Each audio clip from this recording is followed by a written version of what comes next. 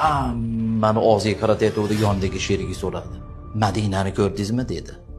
Shunda zatkinis bo'ldi. Doim aytaman, umraga kim boradi? Allohning baytiga, Ka'ba-i muazzamaga kim boradi desa, puli ko'plar boradimi? Yo'q. Agar faqatgina puli ko'plar boradigan bo'lsa, siz bilan men bormasdik. Chunki shaharda shunaqangi puli ko'plar bor. Puli sig'maydi uyiga.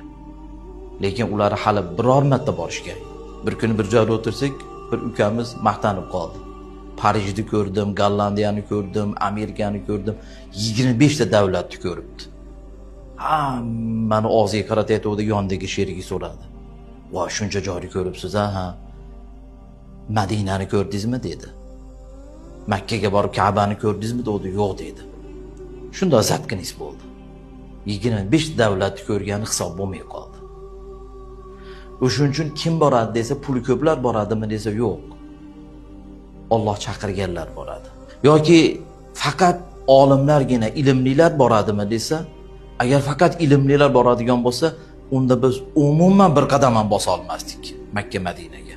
Chunki bizda ilm yo'q. Qancha olim, fozil, fuzalolar bor, hali bormagan. Taqvodorlargina boradimi desa, unda biz umuman qadam qo'ya olmasdik. Bizda taqvo yo'q. Shunaqangi taqvodorlar bor.